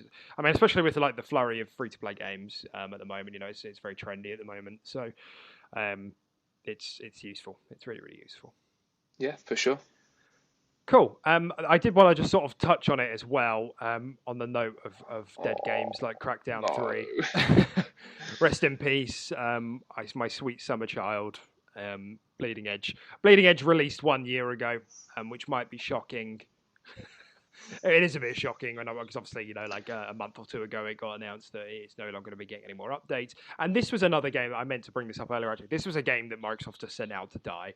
I know they kind of Hmm. marketed it as kind of like a passion project. They've been working on it for 5-6 years or whatever. Um, but they gave it a platform at E3. Was it E3 or Video Game Awards or something like that? And then we just never heard from it again. Like there was no Hmm. marketing, just dead silence. Um, and I think this launched. Yeah, this would have launched straight into Games Pass. Yeah, yeah, But it did. Yeah. yeah, so it's the 1 year anniversary of Bleeding Edge, and they even posted something on Twitter. They said 1 year anniversary. But yeah, Bleeding Edge, rest in peace. It's a shame. It's a shame. It was a cool game in concept, Mm-hmm. but it didn't play well in concept. It No, was annoying. It just kind of felt like a bit of a chase around game. Um, yeah, it was so close. I really think it was so close. yeah, some parts of it I did enjoy. That I really did, but it was just there was just not enough, and it was just a bit. I don't know. I can't quite explain it, but Mm, the combat was just a bit weird, and the servers also weren't good enough either. It was pretty laggy and on pretty, launch, yeah, they really weren't. yeah. It was pretty unstable. Um, but yeah, it's a real shame. I genuinely think with more attention and more updates, balance changes, and extra characters, I do think you could have had a bit of a turnaround situation on it, but they just decided it probably wasn't worth the risk or worth the investment, because they had a decent foundation there, Yeah, um, like like definitely, but yeah, it just didn't quite hit the mark. yeah, it is weird. Because I do think I don't know. Like I don't think like the I don't think I don't feel that the game launched content bare or anything. I don't really feel like that was the issue. I do just feel like the game was missing a couple of things, like in the concept phase or the design phase that maybe they just thought would have been fine. Like a lot of people when the game like got revealed or like had its demo or whatever, a lot of people played it and were like, oh, like the skill ceiling isn't high enough. And I remember at the time, like I think I do have to take an L on this because at the time I was like, not really. With these team sort of MOBA games, because obviously for those who don't know, it's like a brawler. You've got like your abilities. You've got your heavy attacks. You've got a block, a dash. There's no like aiming really. You have like a lock on, and there are some characters which are ranged, but you don't aim. Again, it's lock on, and it's like ability based. You've got dashes and etc. etc. And a lot of people said after this demo, oh, this the skill ceiling isn't high enough. And I remember thinking that's such a load of shit because half the game is positioning. Like if you've ever played a competitive, and I do stand by that, like something like Smite, something like Apex, half the game is knowing where to be. Like before you're even shooting, you're dead if you're in the wrong place. Um, Yeah. so like I didn't really buy that wasn't the thing that would keep people involved, and I don't. It's hard to sort of like put the knife on like specifically what part stopped people enjoying it because I don't necessarily think like it was a bit stuttery at launch and there were some technical issues here and there, but ultimately I don't think that's what killed it. I think what stopped people coming back is that they felt that their time investment wasn't seeing like any improvements. Like there Hmm. wasn't really much of a progression system to start with, but they did have like the cool mod system which I did kind of like, but yeah, it's Yeah. kind of this, there wasn't like the space for development there really wasn't that much of it because when you got into these close quarters like brawling um like fights it just felt very chaotic and not in a good way. Like you couldn't control a lot of the combat. Like yeah, you could block, Yeah. yeah, you could dash, but if there were two people on you, you were kind of fucked. Like Yeah, you're always dead, yeah. And there yeah, was situations where like I know that like when two or more people wanted to kill me, and I was just like, okay, well, obviously I need to take down like the healer first or something, and the other guy just kept getting in my face all the time, and I felt like I was like locking onto the wrong person and attacking the wrong person yeah, and stuff like that, and it just felt a bit jank. And it's like when you've got it in your mind where you need to, solely go after a different person and you're trying to lock on and use the game, the only way to actually shoot and hit people is a lock on, especially with range characters and stuff like that. yeah, And your lock on is like auto sucking onto the wrong person and stuff like that. It's just it's frustrating and it just yeah. doesn't really work. Well, this is what I mean. Like it just feels like there was something that was, something just went wrong in the design phase where they just, like, by the time it all came together, it just, some of it just wasn't meshing. Like you said, like in a weird way, some of these fights were too fast, and that sounds weird because if you actually watch the game play, it feels quite slow. Like the character running Mm, animations are quite slow because I think they wanted to take the pace out of combat, so it felt quite deliberate. Like the attacking was all quite like well paced. Like you, if you were mashing X, the attacks would be like 1, 2, 3, so that you yeah, had like a time to like dash away or parry or block if you needed to. But parry was added. There was something that was added like after the demo, so that wasn't even thought of.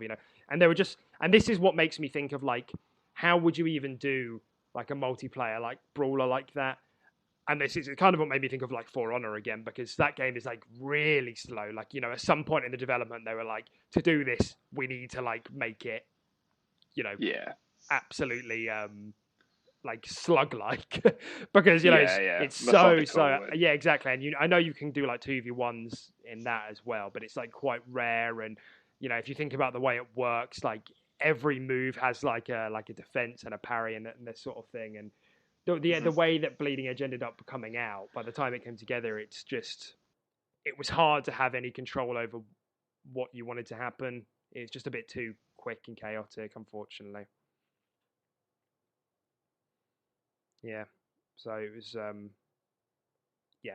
It just didn't come together as well as I would have liked it to, unfortunately. Hmm. Have I lost you there? Are you still there? Oh, might have to hang 5 while he reconnects. Bear with me. Cool. I think we're back, everyone. Sorry, we had a bit of technical problems Yeah, my headset shat itself. So there. while he was talking about Bleeding Edge, Yeah. um, but yeah, I mean, yeah, the general consensus is yeah, that game was definitely just missing something. Mm. I actually think they if they just scrapped like the lock-on system and I don't know, just made it a bit more, maybe a bit more like top down, like look down on the characters, zoom out a bit more, not have it so close in, um, and just have sort of like free aim, just have like a Mm. cursor in the middle of your screen or something like that. You could just free aim with and shoot with. And then you had lock on for, like your healing abilities or targeting your teammates specifically. I think actually that might have been better for the game. Mm. I actually think the lock on was just a bit, it was just a bit not needed.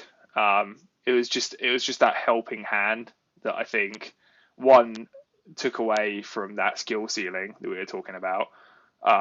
It's almost like they probably play tested it without it, and they were like, yeah, this is cool, but then they were just like, it's not really great for the casual gamer, maybe, and maybe Yeah. they added the lock-on system more for the casual gamer. Yeah. Um, but I, yeah, I I don't don't really know. have a problem with the lock on, to be honest. Yeah, like for me, like I said, it is just that like you when fights broke out, like especially team fights. If you compare team fights in like really any other competitive game, I mean, our frame of reference for those who don't know, we have an absurd amount of game time on Smite, which is a MOBA, and we've obviously played that on Xbox, and team fights on that are very deliberate, and they're not like you always have a fair degree of control over what is happening. And the thing is with Bleeding Edge, because it's a brawler, when people are attacking you, they like lock onto you, and you can dash to break that lock, but if a couple of people are doing that, like, and you can get knocked around, and like you want to attack back or try and use an ability, like once you start throwing that all in the mix, you just like it's hard to know what is even going on or like what is even the right Yeah. move. it, So it's like, almost it's almost like they needed like consumables and items similar to Smite. You know, like I know a lot of people probably don't play Smite, but like there's like an item you can get that is just it just like nullifies all effects like a character can do on you. Like if a character were to stun you or lock you in place or knock you up or root you or do anything that immobilizes your character, if you activated this item, it just completely just negates all of that and allows you to yeah, escape. It's almost yeah, like they needed that to be in the game as well and just have that on like a cooldown. So if you were rushed down by two or three people, you could use this item on a cooldown, just GTFO, and then just regroup maybe. But yeah, the chase down was just too severe in that game. Like if like I was the healer in a lot of scenarios, if they wanted me dead, I was dead all the time. They chased me down to the ends of the earth. I physically could not get away, and it was yeah, just frustrating. yeah, Like it was just if they had it in their minds, if more than one player had it in their mind that they wanted me dead, I was always dead.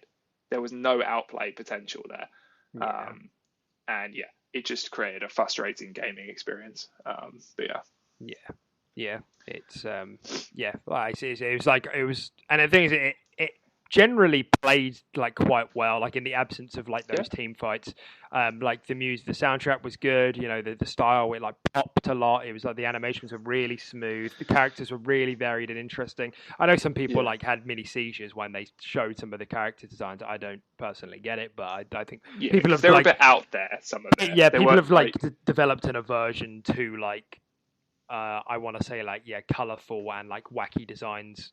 I yeah, don't know why. So people only want like dark fantasy designs, like yeah, just they want their big titty repeated. anime girls. Yeah, exactly. Just like repeated fucking what's he called? Reaper. It's just like Reaper and Thanatos. It's just all of like black hoods, skulls on their face. It's just like oh Yeah, god. or like just like a super tight costume on a female medic healing Yeah. character. That's what they Exactly. want. Yeah. Yeah, yeah, Whatever can go on a I body totally get pillow. that. Yeah. Yeah, exactly. Yeah, Yeah. So rest in peace, Bleeding Edge. I mean, I like yeah. the team behind that is like it was obviously Ninja Theory's one of Ninja Theory's other teams, and they're doing Hellblade. I hope they get a chance to do another multiplayer game down the road because there is a space on the market for like a brawler. You know, literally the only one I can think of a multiplayer brawler is For Honor. There isn't really anything like it. I just think there needed to be more thought into Mm. how these team fights were going to work so that it doesn't feel as sort of loose and Clusterfucky. out of control. Yeah, people use the word mashy. So whatever. Yeah, yeah, for sure. But that's Bleeding Edge. Okay. So we had a couple of controllers announced this week. There was one Electric Volt, which is kind of vomit green. I like it. I like that kind of green personally. Mm. But yeah, I know it's not everyone's cup of tea, but I quite like it. And then The black there's buttons are cool. yeah, the black buttons are cool to be fair. And then there's Daystrike camo, which is kind of like this red and black, like urban camo. I guess it's like Red splodgy, Tiger, patchy. Yeah, 250 maybe headshots. red tight. Yeah, exactly. That. I don't know. Have any of these like special edition controllers ever done anything for you? Mm-mm. No, not Mm. really. I mean, there's I did buy that the white like Luna controller, Oh which yeah. was like a standard Xbox One, um, and then I also bought a white Elite controller. I quite like I like the idea of an alternate color separate from just the standard black, um, but no, just let me have these for an Elite. That's what I want. Design Like Labs. these are cool, but I would never buy a standard controller for more money than a standard controller, just because it looks different. Mm. Like, but I would spend more money on an Elite controller that looks different. Like, You know what I mean? Yeah, yeah, I know what you mean. If that green controller was on like an Elite V2, for example, that nice vomit green we were talking about, uh, I Yeah, would probably buy that. But yeah, no, they don't interest me. But I know a lot of people like it. I know a lot of people only use standard controllers. I know a lot of people are controller collectors, and they like to just have all of these and just put them on their shelves and just like, which one am I going to use today? Or some of them they never even use anyway. But yeah. Well, I um, mean, clearly some people are buying them, right? Because they're always bringing out new special editions. So, yeah, they're always doing it. Yeah, exactly. um, Um, I so mean, I've got to say, like, yeah, like I'm kind of the same. I love like the design labs thing they did was amazing, and I've always said that I would drop a probably unhealthy amount of money if they did like an elite um, design labs thing. So you can only do them for standard controllers at the moment. yeah, Um, but I did back in the day for the launch of Xbox One. I did get the Titanfall, yeah, the Titanfall controller. yeah, I remember that one. Yeah, it's like Yeah, white and orange and black, and that was pretty cool. I don't really know why. I think because I wanted a second one to play yeah, with some people at the time. And the one that there was one that caught my eye that I really considered getting, but I ended up not getting for the same reason as that I always used my Elite controller, and I would literally just be buying it to collect. In which case, like, I feel like I'm becoming a hoarder, so decided against yeah, it. Which was the Sea of Thieves one. And I don't know if you remember it. It was like this purple, like ghoulish purple, like this cool, like ethereal, like green, like goopy color. Like yeah, the D pad was like gold, like teeth. I got it was really cool. There was like a compass around it as well. yeah. I do It was remember that one. amazing. It was such a cool controller. That's like one of the only ones where I've been like very very close to buying. Yeah, that was definitely one of their better designs. Yeah, And they have had some very cool designs that I'm just like I would totally buy that, but it's just like I'm also not gonna buy it because it's just not practical. But it's cool, like, and I think there's loads of people out there that do buy them. So for those sort of people, I'm sure this is great news. But no, I will not be buying the vomit green or red camo controller. Um, yeah, but definitely. yeah, if I could customize my Elite, I would. But Yeah, not yeah, there yet. I'd be happy to drop quite a bit of an extra price tag on it to customize my Elite controller a little bit more. But Yeah, maybe someday in the future. yeah. Well, I mean, on the topic of Sea of Thieves, worth jumping into as well. They Sea of Thieves got named for the BAFTA's Evolving Game of 2021. Just a little thing to touch on. Congrats. The game um, continues to get awards for stuff. Actually, it's been quite the turnaround for the old Sea of Thieves. Yeah, yeah, no, it has been. I mean, it's a game we always find ourselves coming back to. Um, and even quite recently, I'm always quite reluctant to go on it because I do see it as this quite. I always see it in its beginning state for some reason whenever I think about it, and I'm like, that game's boring. But then you do get me on it, and there is so much to do, and it's just it's what you make of it as well. But there's plenty of content in there now. You can tell the studio clearly, the dev team behind it clearly loves that game. They do have a passion for it, and it shows with these content updates. They add loads of really cool, fun new things, even if it's just something really small and gimmicky. But they just want you to have it as the player, Mm-hmm. um, even if it's just something so small. And I think that just shows a lot of care. So yeah, I think it's very rightful that it's been awarded, or not nominated. Sorry, Mm-hmm. um, for an evolving game of the year. And it was actually one of the games I was talking about when we were talking to Siege and stuff like that. Yeah, I mentioned Sea of Thieves as being one of those games that has done very well in keeping it updated. And whenever it gets an update, it does shoot to the top of Steam as well. yeah. So it clearly It's does found a user have base a, there. Yeah. yeah, it's got a passionate user base that plays a lot, comes off it a bit, but then always comes back. I think that's perfectly fine. Um, and Yeah. yeah, no, it's a great game. And they I just, like Sea of Thieves. for clarity as well, it was awarded. It wasn't just nominated. It did get the Oh, it did yeah, actually it win. won the evolving game. Oh Yeah. wow, fantastic. So Yeah. I mean, there's. I'm sure this won't be the last time we speak about Sea of Thieves, but yeah, it's one of those games. In terms of what it does for me, it's it's very unique, but it works just fine as a game that I come back to play for a day or two and then leave. And I that's literally what I've been doing for like the last 2 years. Like I played it quite a bit when it came out, because I just find it quite a relaxing game, when you're not getting spawn killed and raided over and over again.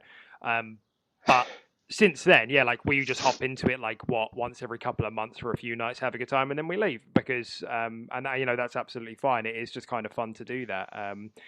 There's a reason though. There was the whole discussion around when it came out around the game's progression system, and there's no like vertical progression. You don't upgrade your snipers; it's just all cosmetic. What headshot damage? More, where is my digi threat 4x10 times scope? Yeah. Yeah. So and that's absolutely fine. There's so much to do in it nowadays, and I got to admit, every time I hear good news about Sea of Thieves, I do just have a giant shit-eating grin on my face, just because everybody was like just wanted the game dead. Like everybody like hated this game when it came out, and I was like, there's no need for it, man. Like, I mean, yeah, sure, like it launched a bit dry, but like at the same time, that's its model. Like its model was to release kind of as a blank slate and then build the game with the community, which is fine. That deserves its own criticisms, whatever. But like to like try and predict the future and say this game's never going to be good. It's never going well. And like here we are. Years later, the game's still getting awards. It's still at the top of Steam. Like it's just I do get like some Schadenfreude. Like I get some sadistic enjoyment out of it. Yeah, no, for sure, man. It's yeah, I completely agree. And yeah, I always like to see Sea of Thieves do well as well. And it always had a soft spot in my heart. Even when it first came out and it was a bit of an empty shell of a game, we did play it a lot and we did enjoy it and we did criticize it a lot as well. But it's nice to see it evolve. It's nice to see it do well. Against all odds, because it was just kind of pooped on even before release. People were just like, "Oh, dead on arrival. Where's my Banjo-Kazooie sequel?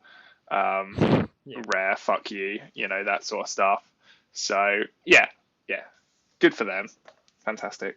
Yeah, definitely. It's and I mean, like, it should be said that I don't think Sea of Thieves is a perfect game. Far from it. I think it's very good at what it does. I think it's very unique. There's nothing like Sea of Thieves out there.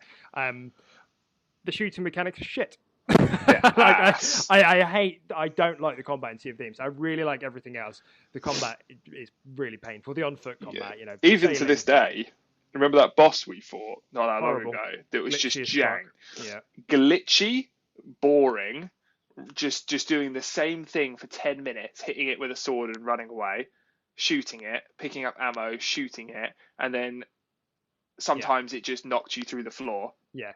And that's the thing. You had to die and come back. And you can really tell that Rare is a team made of like environmental artists, like music, sound designers, storytellers, not combat designers. Like you can really tell. Like the only boss I feel like that is good in that game is the Megalodon and maybe the Kraken. Like they play quite well, but again they're like on ship. Like all of the on ship stuff is actually fine. All the on foot stuff is ass.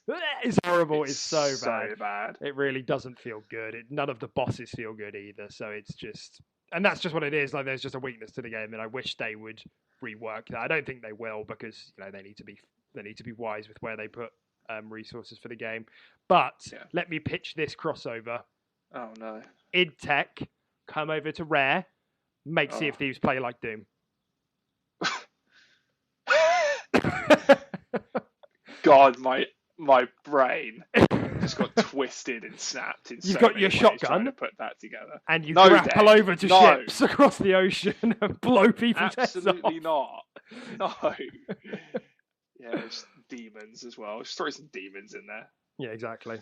But that is the sort of thing that I would like to see. I mean, I know this is coming back to the Bethesda stuff, but this is the sort of thing I'd like to see. Like now that I know like Xbox Game Studios already has some like good shooter teams, like with 343 coalition, whatever. But they've got like even more of them now, and I just feel like there's no real excuse that a game should be releasing under the Xbox Game Studios banner with shooting mechanics this bad, with combat mechanics this bad. Like, you've got so much expertise now.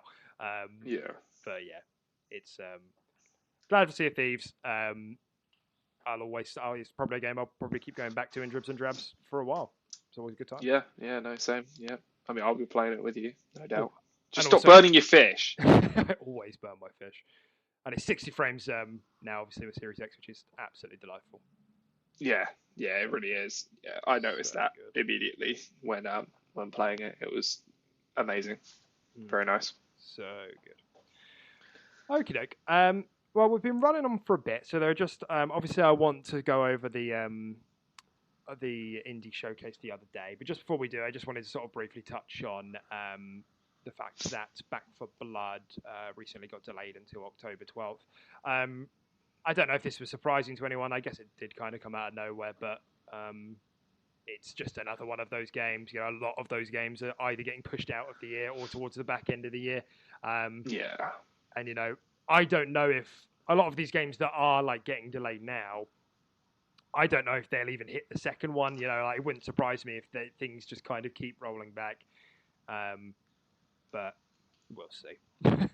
Yeah, it doesn't surprise me. Delays just in general just don't surprise me these days with the way the world's at. So yeah, it doesn't surprise me. It's not a massive delay either. I mean, when was it like originally planned? It was going to be June, so yeah, it's only a few months or so. Yeah. Yeah. So it's not a huge one. Fine.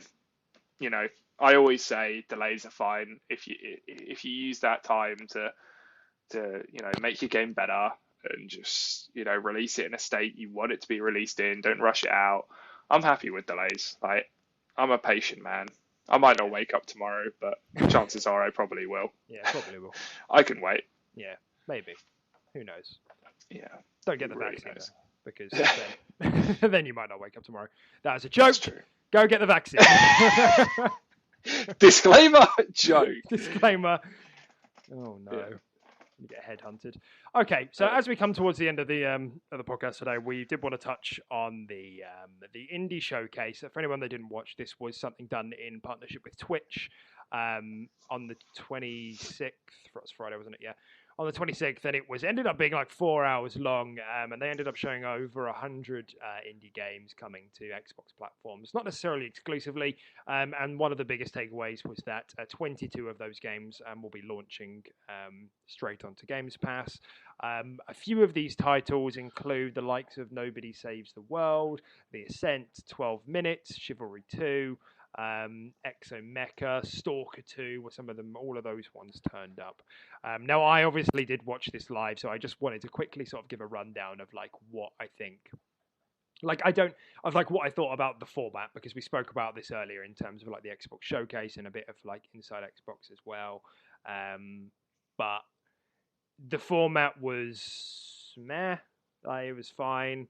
I mean, I know with a lot of these things, they just want to have a bit of fun with it, but like 4 hours is a bit ridiculous. Yeah, when you told me that, I was like, what? It was just a bit of a mixed bag, because some of it, like, they had two hosts and they were doing fine, but they were just kind of there. It just felt like they were there to pad the time, and it was just so a lot of the time with these sort of when it is hosted, when these things are like unnecessarily hosted, I feel all they're there to do is to like generate like artificial excitement. It's like people will get excited like if you show them the game and then like put the dev in front of the camera to like tell you and like let us see them excited about the game that they're like.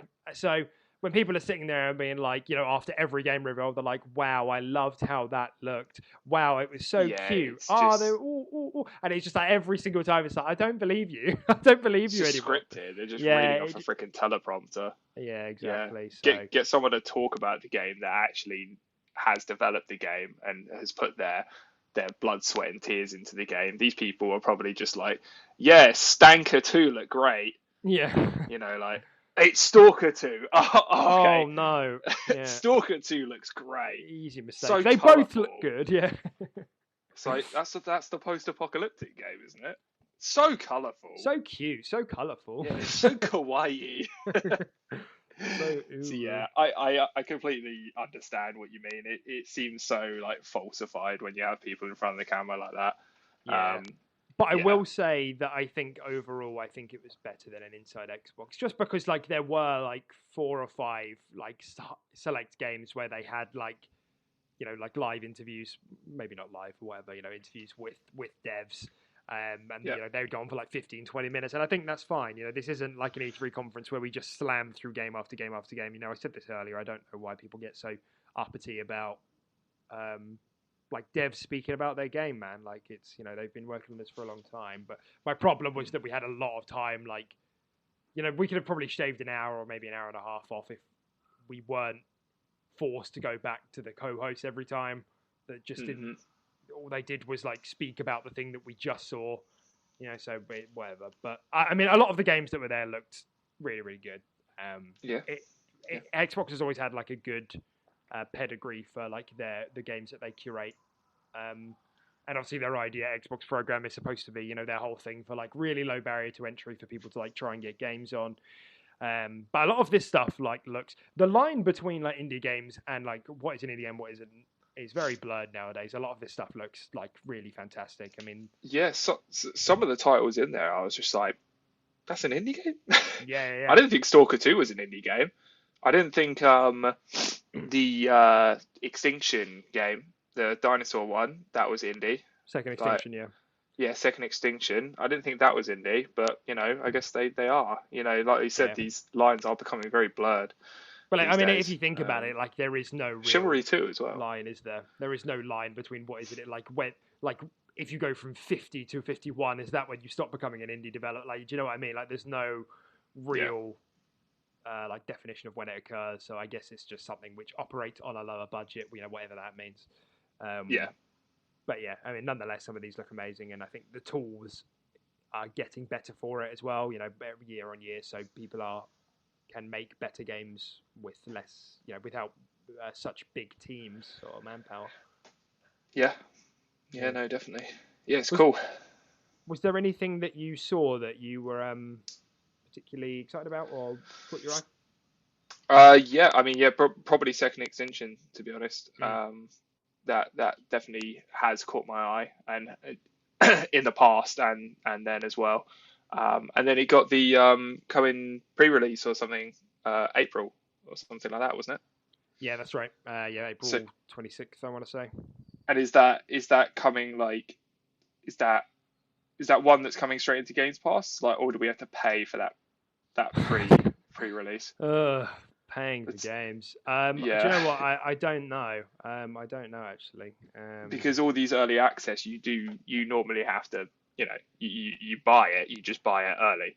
Yeah, I don't Um, know if and I don't know if that one's coming into Games Pass. I think it's probably a buying one. I would imagine. yeah, I don't know if early access games usually go into Games Pass. The only one I can think of is Grounded. So I guess there is a precedent for it, but I mean that's a first party title. So do you know what? I'm Yeah, having a quick look online. The title is set to join Microsoft Xbox Game Pass subscription from launch. Yeah, I think it is launching straight into Games Pass. that's quite interesting how the early access will work then. Yeah, Just free, just download. yeah, yeah, I don't know, absolutely. Just bit of a weird one. yeah, I Um, mean it's just it's just like Grounded. Yeah, you'll just have the early access banner on it. You'll just download it like anything else. yeah, but yeah, no, there are a couple that definitely caught my eye. I mean, I'm going to be honest, I didn't actually watch the show. I was working Yeah, some of you have to when it work. started. Yeah. I was just feeling This sorry for this myself yeah, after the this vaccine. guy this guy sent me a message at like 2:33, like, are you watching this or what? And I was like, hello? He's like, oh, I completely forgot it was a Friday actually. Sorry. Yeah, I was Um, just lying in bed like sweating, like I just totally forgot like what day it was. yeah. Um, So yeah, I was working, and then obviously I came off. I ended up working a little bit late as well, and then by the time I sort of, actually finished for the day and all that sort of stuff, it was pretty much wrapped up at that point. Yeah. So I didn't really watch it, but I watched the sizzle reel and stuff like that.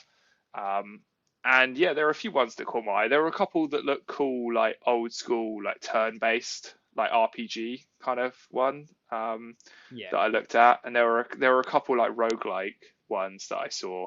Oh yeah, you're Again, talking I don't about actually know the titles of some of these, yeah. but The turn-based one that was kind of like Final Fantasy inspired. If you saw the trailer for it, it's yeah, like the same guy. It's like the same composer and director for like Final Fantasy 7 or something.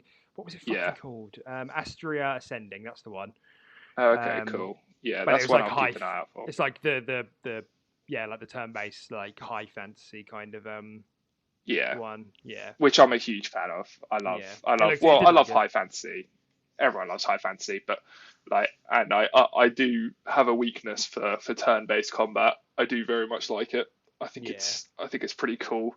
Um, some might say outdated, but I say cool, tactical, and nice. yeah, I love a turn-based game. yeah, Um, yeah. so That yeah, looks really good. yeah, But there were a couple which I guess I'll just give a shout out to that yeah. I definitely thought looked really good.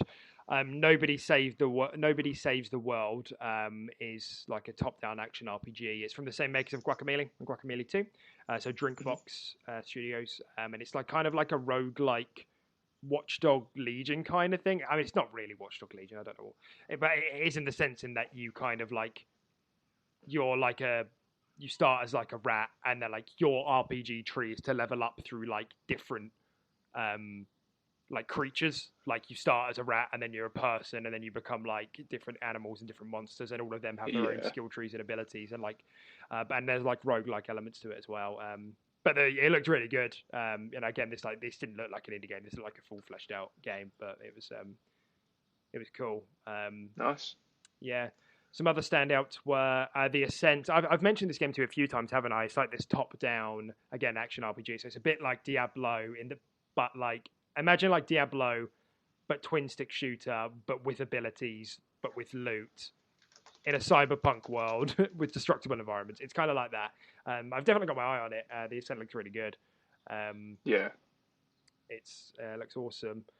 12 minutes. That one where it's about a guy trapped in a time loop, and it just takes place in one apartment, but it features the voice acting talents of Daisy Ridley, William Dafoe, and James McAvoy. Don't know why, but it does. oh, nice. Yeah, this got shown off last year, but there was a dev interview this time. Um, Song of Iron is like a side-scrolling Viking type one. Looks kind of hardcore. Art style looks really nice, and I'm pretty sure that's being developed by one guy. Um, Death's Door Wow. was another good-looking one. It looked very like Dark Souls inspired again, top-down action RPG. Who was that made by? I feel like it's by a familiar familiar dev. Death's Door, um, Door game. It's gonna rub me the wrong way otherwise. Hmm. Titan Souls developers. Okay, maybe not. I feel like it was from someone that I knew. By Shiny Shoe. Yeah, no idea who that is. Okay, never mind. Anyway, either way, it looked really good. And then just as the last few, Griftlands was like something in the vein of Slay the Spire or Monster Train, but with a bit more story focus. That looked really nice as well. Art style looked really Nice. cool. Exomecha still looks fucking bonkers. That was the one that we saw in May last year, where it was like, there were like robotic like titans fighting, and then there was like robotic dragons, and then everybody looked like robots, and it's like a first-person Yeah, shooter. Do you know what I'm talking about?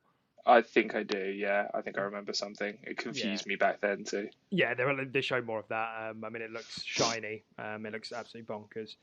Um, Yeah, and the final one that I'll try to shout out was Void Train. It looks so creative. It's so weird. It's like you're going through a train like in like the abyss or like the ether or the void, I guess, and there are like monsters that are flying at you while you're on the train.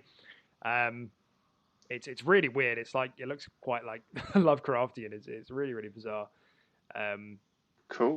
but those are just some like personal highlights from me. I guess we'll see them as the year goes by. But it was a nice little event, and all it serves to do really is show that the year is going to be packed as we go through to E3. time because there's been all of this is overspill. So yeah. Yeah, for sure. Yeah, no, it's exciting, definitely, very exciting. Cool. Well, I'm aware that we're pushing time a bit. We can't really go over 2 hours here because my software won't allow it. So, the last thing I'll just quickly touch on before we wrap up is the latest Inside Infinite. The monthly Halo articles we get came out, and it was about gamer audio. So it's quite hard to speak about in detail. But some of the things that they spoke about this week were they showed off one of the newest weapons, one of the newer weapons. It was a banished weapon called the Skewer, which looked pretty rad, had like a knife on the end. They played the noise of the BR from Halo Infinite versus the BR from Halo 5. I personally I'm not into this as much as I know some people are. I know some people are really quite upset and obsessed about, like the sound of the BR across Halo games. But, if it sounds like a good gun, that's fine for me. Yeah, I was about to say, I don't really care too much, but yeah. And the last thing was that we got a bit of a confirmation that there were a few more voice actors voice acting other Spartans in the game. Spartans Griffin and Spartan Stone, and I'm sure someone who's more into the lore of more into the lore of Halo could tell me more about what they are in the universe, if they are even in the universe. But there's more voice actor Spartans in the game, and that's nice. Those are some of the main takeaways really from it. So, cool. Yeah. Very cool. I mean, that sort of wraps up all the stuff for this week. We somehow, with the least amount of news, we've managed to sort of talk more than we've done in the other weeks. But that's what happens. There was a lot of personal opinions in this this episode, talking about personal gripes, personal feelings, and games. We did get carried away a little bit of that, but I'm sure people can resonate with them. So well, they're the right opinions. So exactly, yeah. Because as we know, there is only right and wrong. Yeah, and we're always right. Exactly. I don't know what the wrong part is, but yeah. No, it was a fun little episode. Even though, like you said, the news was not as extensive, but we talked about a lot of stuff, and I feel like we did do quite a lot of ranting today. We did. Crackdown ranting. It was a good time. I got a lot off my chest. Yeah, I feel good, man. I'm ready to try and get back into Diamond. This is just how we vent. This is it. This is just a means to an end, just to vent our feelings, and then we just go and play. Yeah. Well, I mean, hopefully we'll be back next week with a bit more to talk about Outriders. Really, I mean, before we go, quickly give me a Metacritic number for Outriders. 76. Oh, okay. I'm gonna go 78. Yeah. Ooh, not much in it. A bit higher. Ooh. Yeah. Outriders is coming out next week. Yeah. Actually, next week is like Easter, isn't it? I guess we'll probably still try and do the Friday upload. Yeah. But we'll have to see. It was quite nice doing it on a Sunday, actually. Quite enjoyed doing it. Well, yeah. Not straight after work. Upload it all though. Yeah, that's true. But it wasn't just like work, QR. It's quite nice. But hey, I'm sure we'll be back next week at some point. Yeah, we'll be back next week. Thanks for your time, everybody. Thanks for joining us. We'll speak to you next week for Quick Resume episode 5. Bye. Bye.